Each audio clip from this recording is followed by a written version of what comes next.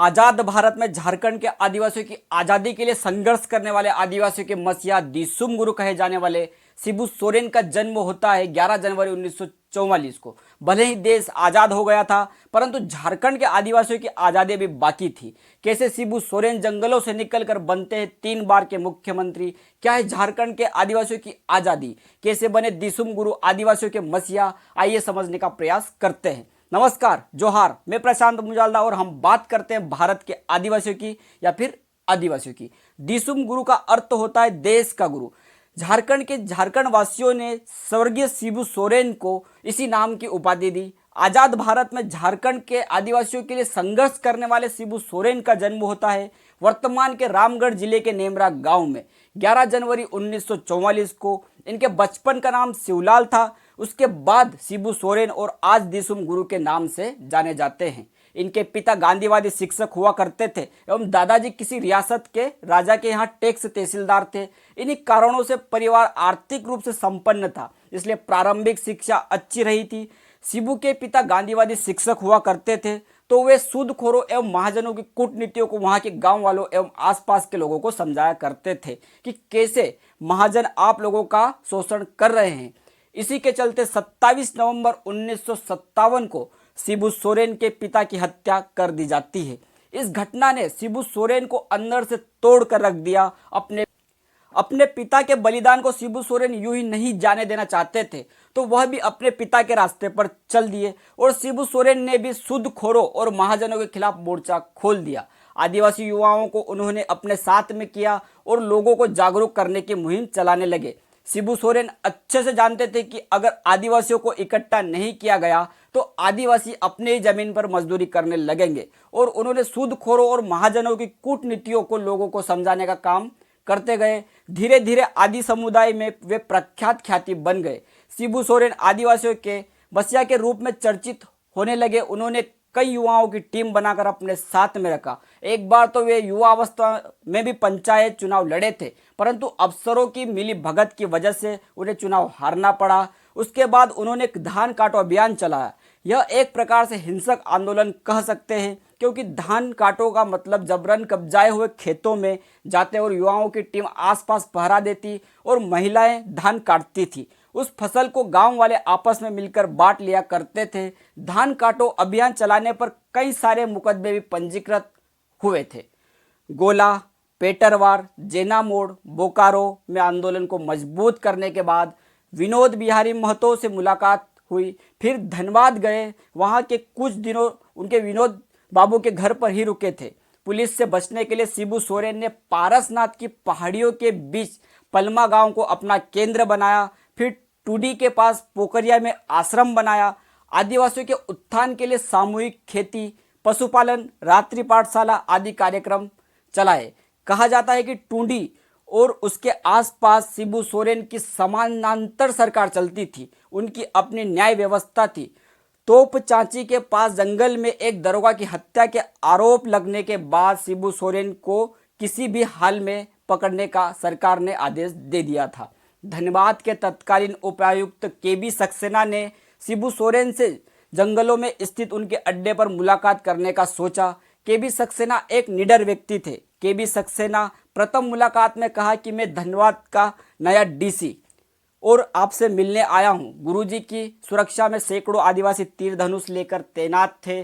शिबू सोरेन तैयार हुए और उनकी मुलाकात हुई, वार्तालाप हुई और उन्हें मुख्य धारा में लाने के लिए बात भी हुई। सक्सेना ने कहा, आप गरीबों और आदिवासियों के लिए काम कर रहे हैं, आप आदिवासियों के मसीहा हैं, परंतु आपकी लड़ाई का तरीका गलत है। जंगल में रहकर आप कब तक लड़ते रहेंगे? आप कानून के सामने सरेंडर कर दीजिए, वरना किसी दिन आप पुलिस की गोली का शिकार हो जाएंगे। शिबू सोरेन ने सोचने का वक्त मांगा। अगले दिन केवी सक्सेना के साथ एसपी और कुछ और अफसर शिबू सोरेन से मिलने पहुंचे।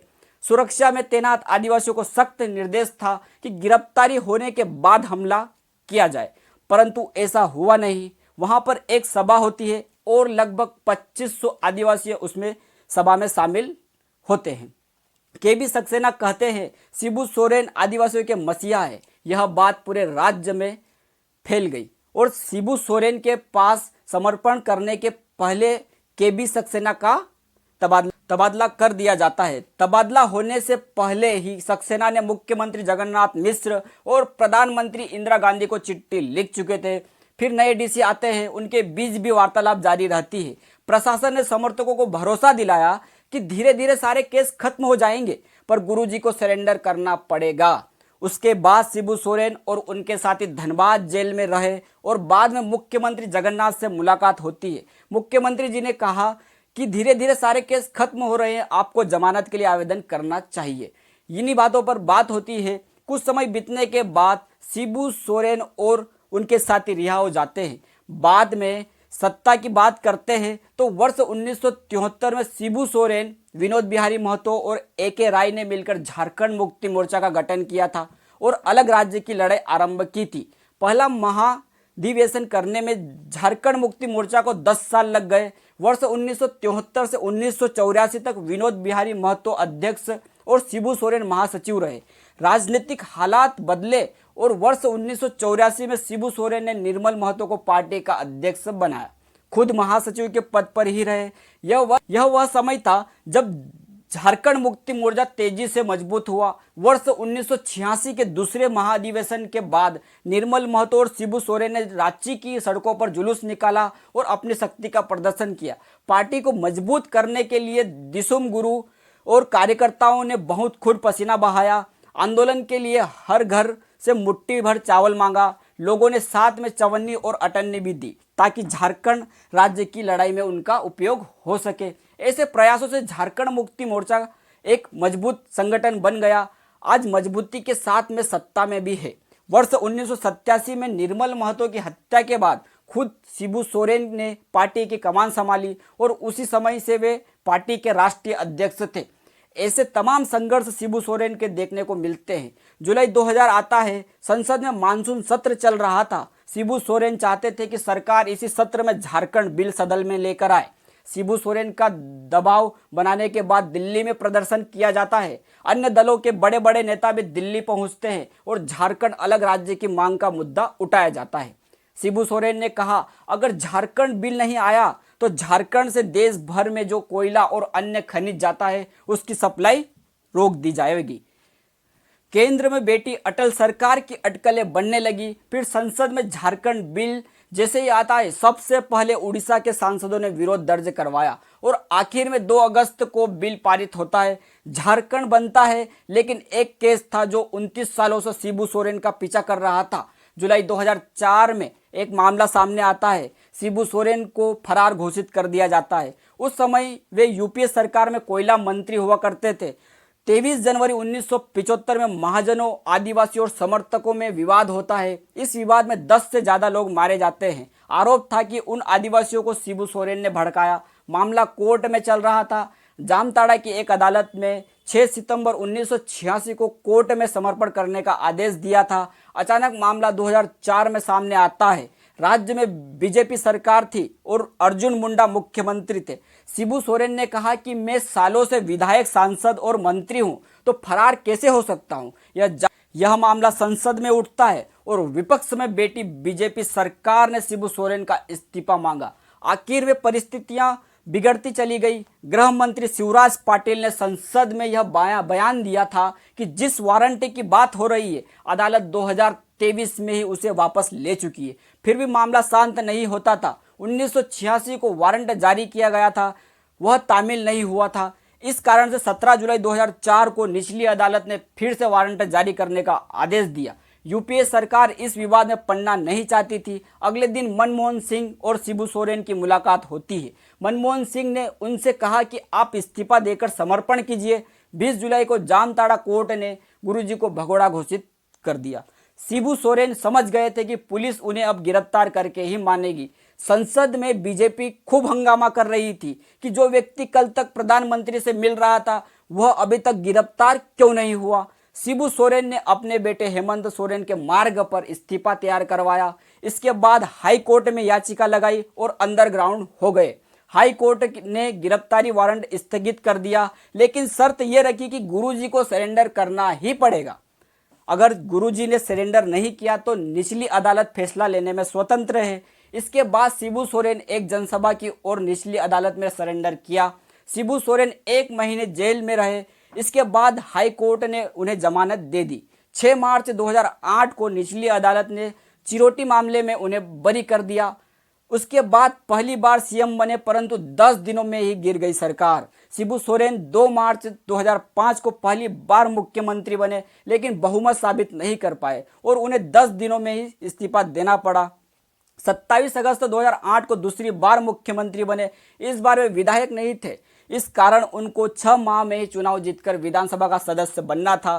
5 महीने के बाद 2009 में उपचुनाव होता है। शिबू सोरेन को एक सुरक्षित सीट की जरूरत पड़ती है, परंतु जो सीट से वह जीत सकते थे वह कोई छोड़ने के लिए तैयार नहीं था और जो सीट मिल रही थी वह मुश्किल लग रही थी। तमाड़ विधानसभा में उपचुनाव का ऐलान होता है। यूपीए गठबंधन की ओर से शिबू सोरेन का नाम रखा जाता है, लेकिन शिबू वहां से चुनाव लड़ना नहीं चाहते थे क्योंकि तमाड़ विधानसभा में मुंडाओं का बहुमत था, परंतु जबरन शिबू सोरेन ने वहां पर्चा दाखिल किया। 8 जनवरी 2009 को परिणाम आता है और शिबू सोरेन 9000 वोटों से चुनाव हार जाते हैं। आखिर में उन्हें इस्तीफा देना पड़ा। 3 बार के कार्यकाल में 10 महीने की सरकार चला पाए थे शिबू सोरेन। 2 मार्च 2005 को पहली बार मुख्यमंत्री की कुर्सी पर बैठे, लेकिन 10 दिन में ही सरकार गिर गई। इसके बाद 8 अगस्त 2008 को दूसरी बार मुख्यमंत्री बनते हैं। इस बार 5 महीने झारखंड की कुर्सी पर बैठते हैं। उसके बाद 18 जनवरी 2009 को मुख्यमंत्री पद से इस्तीफा दे देते हैं। फिर तीसरी बार 30 जनवरी 2009 को शिबू सोरेन झारखंड के फिर से मुख्यमंत्री बने। इस बार 5 महीने में ही सरकार चलाने का मौका मिला और उन्हें 31 मई 2009 को इस्तीफा दिया। उसके बाद 2013 से 2019 तक शिबू सोरेन के बेटे मुख्यमंत्री रहे। फिर 2019 से अब तक झारखंड मुक्ति मोर्चा की सरकार देखने को मिल रही है। इतने लंबे समय से आदिवासियों के लिए संघर्ष करने वाले दिसुम गुरु शिबू सोरेन का निधन 4 अगस्त 2025 को हो जाता है। झारखंड वासियों एवं झारखंड के आदिवासियों के लिए शिबू सोरेन आज भी झारखंड की हवाओं में वास कर रहे हैं। धन्यवाद।